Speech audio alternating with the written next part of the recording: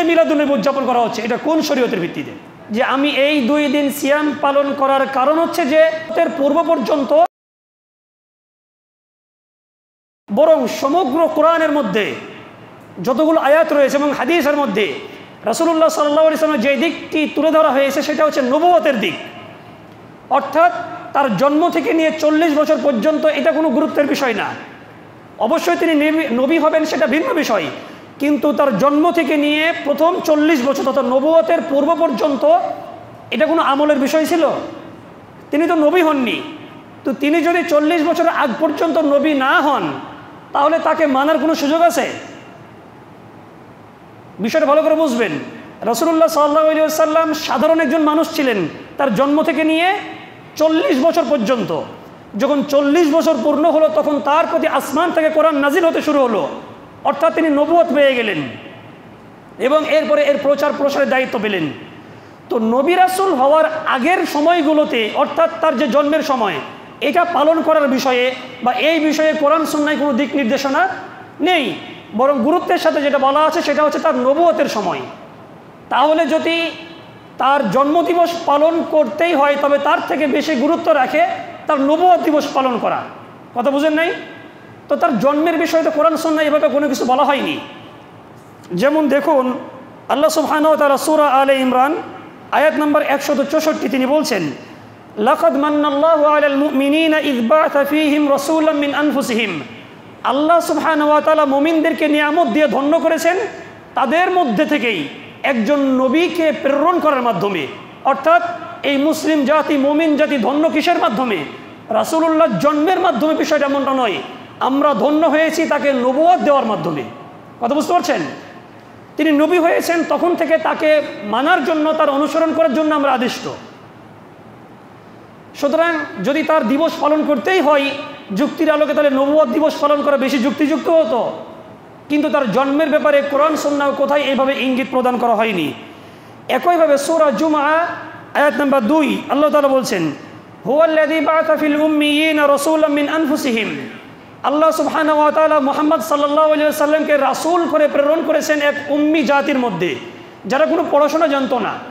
এদের মধ্যে মুহাম্মদ সাল্লাল্লাহু আলাইহি ওয়াসাল্লামকে একজন রাসূল হিসেবে প্রেরণ করেছেন। তার দায়িত্ব কি?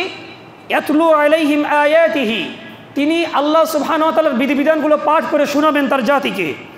ওয়া ইউযাক্কিহিম, তাদেরকে পরিশুদ্ধ করবেন এই কোরআন দিয়ে।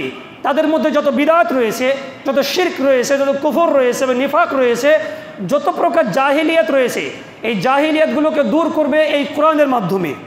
এবং ওয়া ইউআল্লিমুহুমুল কিতাব ওয়াল হিকমা, 3 নম্বর তোর কর্মসূচি হচ্ছে তিনি মানুষকে কোরআনের বিধিবিধান শিক্ষা দেবেন এবং প্রজ্ঞা, হিকমা, জ্ঞান, কীভাবে প্রচার প্রসার ঘটাতে হবে, কীভাবে মানতে হবে, সব বিষয়গুলো রাসূলুল্লাহ সাল্লাল্লাহু আলাইহি ওয়াসাল্লাম শিক্ষা দিয়েছেন। তাহলে এখানে যে বিষয়টা উল্লেখ করা হচ্ছে সেটা হচ্ছে তার নবুয়তের বিষয়, তার জন্মের বিষয় নয়। একইভাবে আল্লাহ সুবহানাহু ওয়া তাআলা সূরা আল বাকারা আয়াত নম্বর 213 তিনি বলছেন, কানান নাসু উম্মাতান ওয়াহিদা, সারা বিশ্বের সমগ্র মানুষ ছিল একটা উম্মাহ, একটা জাতি। অতঃপর আল্লাহ সুবহানাহু ওয়া তাআলা ফাবাআসাল্লাহুন নাবিয়্যিনা মুবাশশিরিন ওয়া মুনযিরিন, যুগে যুগে মহান আল্লাহ সুবহানাহু ওয়া তাআলা তাদের মধ্যে নবী ও রাসূল প্রেরণ করেছেন সতর্ককারী হিসেবে এবং সুসংবাদদাতা হিসেবে। তাহলে এই প্রত্যেকটি আয়াত যদি আমরা লক্ষ্য করি তাহলে তার জন্মের বিষয়টা মূলত মূল বিষয় না, তাকে যে নবুয়ত দেওয়া হয়েছে, তিনি যে নবুয়ত প্রাপ্ত হয়েছেন, এটা হচ্ছে মূল বিষয়। এই আয়াতগুলোতে এই সমস্ত বিষয়গুলো ইঙ্গিত করা হচ্ছে। একইভাবে সূরা আন-নাহল আয়াত নম্বর 36 আল্লাহ তাআলা বলছেন, ওয়ালাকাদ বাআথনা ফী কুল্লি উম্মাতির রাসূলা, আমি প্রত্যেকটি জাতির মধ্যে একজন করে রাসূল প্রেরণ করেছি। তাদের একটাই কাজ ছিল আনি'বুদুল্লাহ ওয়াজতানিবুত তাগুত, এক আল্লাহর তাওহীদকে সকল স্তরে পৌঁছে দিবে, এক আল্লাহর ইবাদত করার জন্য মানুষদেরকে আহ্বান করবে। পাশাপাশি ওয়াজতানিবুত তাগুত, যত তাগুতি শক্তি রয়েছে, যত কুফফার শক্তি রয়েছে, যত ইসলাম বিদ্বেষী শক্তি রয়েছে, এদেরকে থেকে দূরে থাকার জন্য মানুষদেরকে আহ্বান করবে, মানুষদেরকে নির্দেশ প্রদান করবে। তাহলে এই যে পরপর 4 থেকে 5টি আয়াত, এমনকি কোরআনের যত আয়াত রয়েছে, এই সমস্ত বিষয়গুলো যেখানে তুলে ধরা হয়েছে সেটা হচ্ছে তার নবুয়তের বিষয়, তার জন্মের বিষয় নয়। সুতরাং যদি ঈদে মিলাদুন্নবী পালন করা যুক্তিযুক্ত হতো তবে তার থেকে বেশি যুক্তিযুক্ত হতো মুহাম্মদ সাল্লাল্লাহু আলাইহি সাল্লামের নবুয়তি জীবন পালন করা। অথচ কোনো সাহাবায়ে কেরাম তার জন্মদিবস তো দূরের কথা, তার নবুয়ত দিবস কেউ পালন করেননি। সম্মানিত হাজিরিন, এই জন্য তারা যেই অকেজ যুক্তি দেয় সেটা সম্পূর্ণরূপে বাতিল। আর এরপরে তারা যে দ্বিতীয় যুক্তি দেয় সেটা হচ্ছে যে রাসূলুল্লাহ সাল্লাল্লাহু আলাইহি ওয়াসাল্লাম প্রতি সোমবার রোজা রাখতেন। যখন রাসূলুল্লাহকে প্রশ্ন করা হলো যে আপনি কেন এই দিন রোজা রাখেন, রাসূলুল্লাহ সাল্লাল্লাহু আলাইহি ওয়াসাল্লাম বললেন, যাকা ইয়াউমুন উলিদতু ফি, এটা এমন দিন যেই দিনে আমি জন্মগ্রহণ করেছি। এই কথার যুক্তিতে বা এই কথার ভিত্তিতে ঈদে মিলাদুন্নবী পালনকারী বিদাতীরা বলে থাকে যে রাসূলুল্লাহ সাল্লাল্লাহু আলাইহি ওয়াসাল্লাম তার জন্মদিনের জন্য তিনি এই সোমবারে সিয়াম পালন করেছেন। যেহেতু তিনি জন্মদিনের কারণে সোমবারে সিয়াম পালন করেছেন, তাহলে আমরা কেন প্রতি বছর ঈদে মিলাদুন্নবী পালন করতে পারবো না? এটা হচ্ছে তাদের 2 নম্বর যুক্তি। এই যুক্তির জবাব হচ্ছে যে এটা আমরাও স্বীকার করি, রাসূলুল্লাহ সাল্লাল্লাহু আলাইহি ওয়াসাল্লাম প্রতি সোমবার সিয়াম পালন করেছেন, এমনকি প্রতি বৃহস্পতিবারও সিয়াম পালন করেছেন।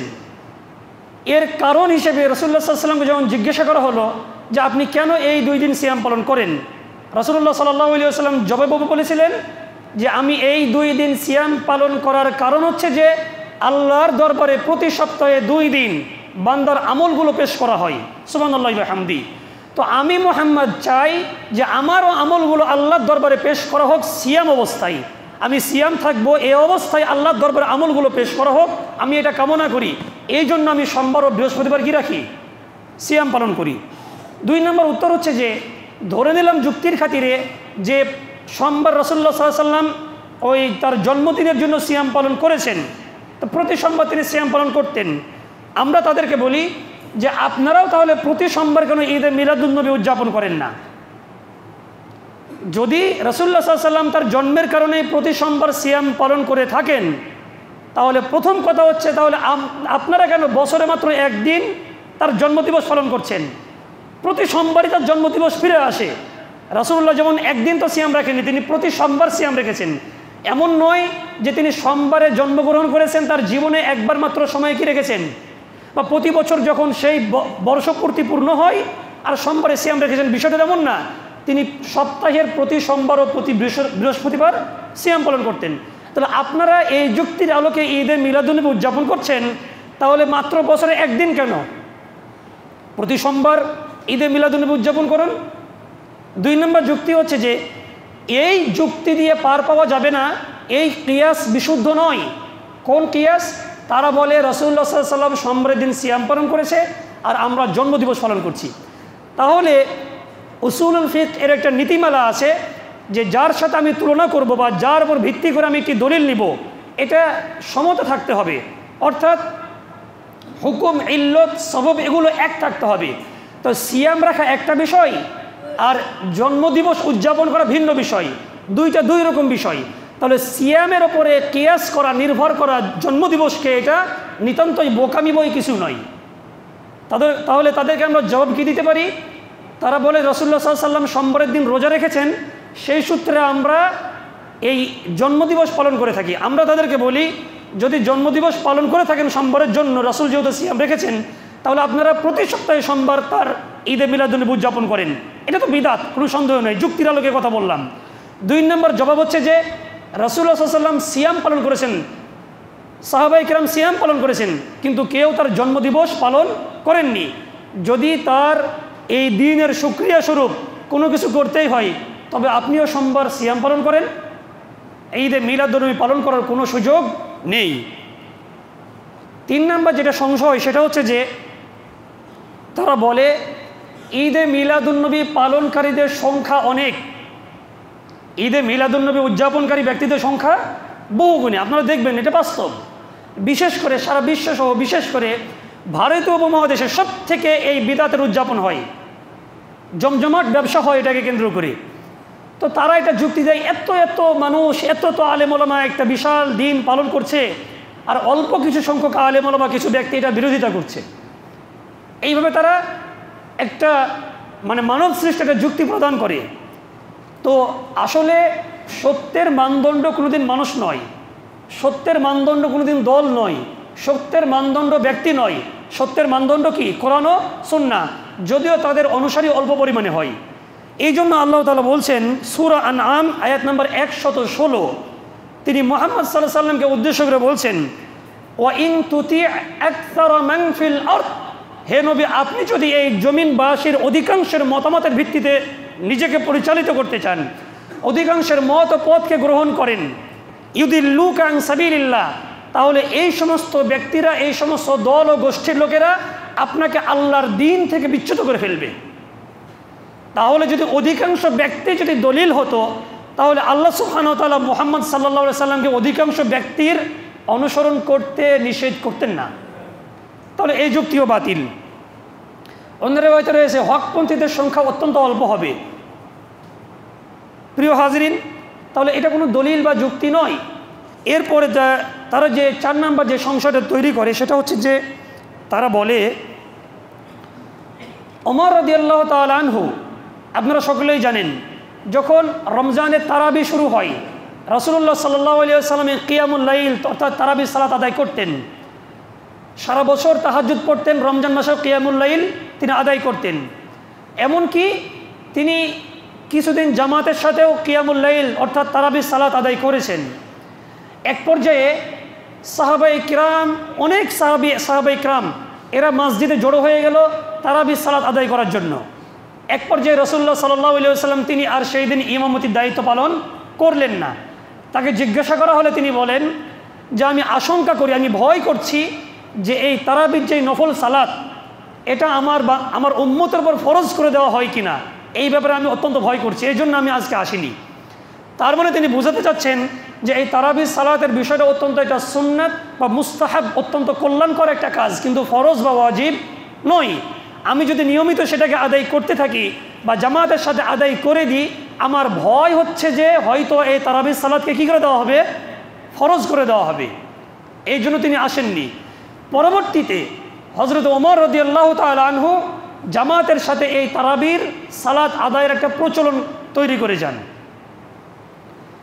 এর ওপর ভিত্তি করে এই ঈদে মিলাদুন্নবী উদযাপনকারী বিদাতীরা বলে থাকে ওমর রাদিয়াল্লাহু তাআলা আনহু যেমনভাবে তারাবি সালাত জামাতের সাথে আদায় করার যে প্রচলন শুরু করেছিলেন, তাহলে আমরাও যদিও ঈদে মিলাদুন্নবী সাহাবায়ে কেরাম তাবেঈনের যুগে ছিল না, পরবর্তী যুগে আমরাও এসে মুহাম্মদ সাল্লাল্লাহু আলাইহি সাল্লামের একটা কি জন্মদিবস পালন করতে পারি। যুক্তি কি? ওমর রাদিয়াল্লাহু তাআলা আনহু তারাবি চালু করেছিলেন। তাদের জবাব হচ্ছে যে, জবাবটা ভালো মতো শুনবেন, তারাবির যে সালাত এটা আসলুন ফিশ-শারঈ, তারাবির সালাত আদায় করার বিষয়টা শরীয়তে প্রমাণিত। রাসূলুল্লাহ সাল্লাল্লাহু আলাইহি ওয়াসাল্লাম তারাবির সালাত আদায় করেছেন, কখনো কখনো জামাতের সাথেও করেছেন। বিশেষ পরিস্থিতিতে তিনি তারাবির সালাত জামাতের সাথে আদায় করা ছেড়ে দিয়েছেন। তাহলে তারাবির সালাত আদায় করা শরীয়ত সিদ্ধ নাকি সিদ্ধ নয়? অবশ্যই শরীয়ত সিদ্ধ, সাহাবায়ে কেরাম করেছেন। এমনকি পরবর্তী সময়ে খোলাফায়ে রাশিদিন এটাকে জামাতের সাথে পরবর্তীতে আদায় করেছেন। যুগের পর যুগ ধরে আজ পর্যন্ত সেটা চলে আসছে, যেটা দলিল কোরআন সুন্নাতে আছে। কিন্তু ঈদে মিলাদুন্নবী পালন করার দলিল কি আল্লাহ রাসূল সাল্লাল্লাহু আলাইহি ওয়াসাল্লাম থেকে আছে? নাই। সাহাবায়ে কিরাম থেকে, তাবেঈন থেকে, সালফে সালিহিন থেকে কোনো দলিল নেই। এটার উদযাপন শুরু হয়েছে মূলত হিজরি 400 বছরের পরে শিয়া রাফেজি কর্তৃক এটা শুরু হয়েছে। তাদের অনুসরণ করে আজকের নামধারী মুসলিম বিদাতীরা এই দিনকে পালন করে থাকে। আর ওই পাকিস্তান থেকে এক ভণ্ড বিদাতীকে ভাড়া করে নিয়ে আসে 2-4 জনকে, বিশাল মিছিল মিটিং দেয়, জশ্নে জুলুস করে, আর তার নামে ভণ্ডামি করে শুধুমাত্র। সম্মানিত হাজিরিন, তাহলে ওমর রাদিয়াল্লাহু আনহু তারাবি চালু করুন বা রাসূলুল্লাহ সাল্লাল্লাহু আলাইহি ওয়াসাল্লামের তারাবি আদায় করে এটা শরীয়তে প্রমাণিত। কিন্তু এই কথার যুক্তি দিয়ে যে ওমর চালু করেছিল তাহলে আমরা আজকে চালু করব, তো এই চালু করার এই অথেন্টিক অধিকার তোমাদেরকে কে দিয়েছে? তারাবি চালু ছিল রাসূলের জামানায়, আল্লাহ প্রদত্ত, রাসূল প্রদত্ত, সাহাবায়ে কেরাম প্রদত্ত। আর আজকে এই যে ঈদে মিলাদুন্নবী উদযাপন করা হচ্ছে, এটা কোন শরীয়তের ভিত্তিতে? এই জন্য বলা হচ্ছে বিন্নিসবাতি লিসালাতি তারাবিহ ফাইন্নাল্লাযী শারাআহা রাসূলুল্লাহ সাল্লাল্লাহু আলাইহি ওয়াসাল্লাম সাল্লাহা ওয়া সাল্লান নাস মা'a সুম্মা তারাকা খাশিয়াতান আন তারফাদা আলাইহিম সুম্মা ইন্নাল ফি'লাল খুলাফা'iর রাশিদিন আল মাহদিয়িন ফাফি'লুল খুলাফা'iর রাশিদিন লা ইউসান্না বিদআহ। এর পরবর্তী সময়ে খোলাফায়ে রাশিদিন এই তারাবির সালাত আদায় করেছেন, এটাকে বিদাত বলার কোনো সুযোগ নেই, কেননা এটা কোরআন সুন্নাহ দ্বারা সমর্থিত ও প্রমাণিত। কিন্তু ঈদে মিলাদুন্নবী উদযাপন করার কোনো কোরআন সুন্নায় কোনো দলিল নেই, না আছে কোরআন থেকে, না হাদিস থেকে, না সাহাবা ইকরাম থেকে বা তাবে তাবেঈন বা কোনো সালফে সালেহিন থেকে, কোনো কোথাও থেকে প্রমাণ নেই। যারা এটা পালন করে নিঃসন্দেহে এরা বিদাতি, এদের থেকে দূরে থাকতে হবে। 5 নম্বর সংশয় হচ্ছে যে এই বিদাতিরা বলে থাকে যে ঈদে মিলাদুন্নবী পালন করা, ঈদে মিলাদুন্নবী পালন করা এটা হচ্ছে বেদাতে হাসানা। এদিকে লক্ষ্য করবেন, ঈদে মিলাদুন্নবী পালন করা হচ্ছে কি বেদাতে হাসানা। বেদাত মানে একটা নিকৃষ্ট কাজ। বেদাতের পরিভাষায় বলা হয় এমন আমল করা যেই আমলের ব্যাপারে রাসূলুল্লাহ সাল্লাল্লাহু আলাইহি সাল্লাম বা কোরআন থেকে কোনো দলিল নাই। দলিল ছাড়াই কোনো আমলকে কি বলা হয়? বেদাত বলা হয়। এমন আমল যেটা কোরআনে নাই, হাদিসও নাই, সাহাবায়ে কেরাম কেউ করেনি, যার কোনো দলিল নেই, অথচ মানুষ সেটাকে ইবাদত হিসেবে কি করছে? পালন করছে। এটাকে কি বলে? বিদাত বলে। যেমন মনে করুন ঈদে মিলাদুন্নবী, না আছে কোরআনে দলিল, না আছে হাদিসে দলিল, না সাহাবায়ে কেরাম থেকে কোনো আমল আছে, এটা বিদাত। তো এই বেদাতিরা বলে যে বেদাত 2 প্রকার, একটা হচ্ছে বেদাতে হাসানা, একটা বেদাতে সাইয়্যা, মানে খারাপ বেদাত আর ভালো বেদাত, উত্তম বেদাত। তো তারা বলে যে আমরা তো খারাপ কিছু করছি না, আমরা রাসূলুল্লাহ সাল্লাল্লাহু আলাইহি ওয়াসাল্লামের জন্মদিবসকে কেন্দ্র করে বিশাল একটা আয়োজন বা মিছিল বা জশ্নে জুলুস পালন করছি, বা এর ভিত্তিতে আমরা বেশ কিছু ইবাদত পালন করে থাকি। তারা এটা বলে থাকে এবং বলে এটা বেদাত না, এটা বেদাতে হাসানা, মানে উত্তম বেদাত। তো বেদাতের বা উত্তম হয়? বেদাত সর্বদাই নিকৃষ্ট।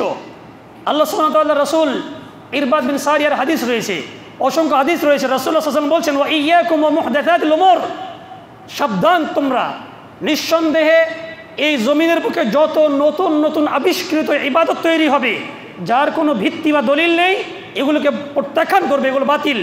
অকুল্লু বিদআতিন দালালাহ, প্রত্যেকটি বিদাত হচ্ছে ভ্রষ্টতা। অকুল্লু দালালাতিন ফিন্নার, আর প্রত্যেকটি বিদাত মানুষকে জাহান্নামের দিকে নিয়ে যায়। তো বেদাতের আবার ভালো আছে নাকি? খারাপ তো খারাপই, আবার ভালো খারাপ, খারাপ এটা প্রকার হয় নাকি আবার? তো যাই হোক, তারা বলে আমরা তো এটা ভালো বেদাত, এটা জায়েজ, তারা এরকম কথাবার্তা বলে। তো এই জন্য একটা আমরা তাদেরকে খণ্ডন করবো এভাবে, সময় শেষ হয়ে গেছে, শেষ এটা সংশয় নিরসন। আমরা বলি যে তারা যে বলে এটা বেদাতে হাসানা, এরাও তারা এটা দলিলের আলোকে বলে থাকে। শেষ কথা, ভালো করে মনোযোগ দিয়ে শুনবেন।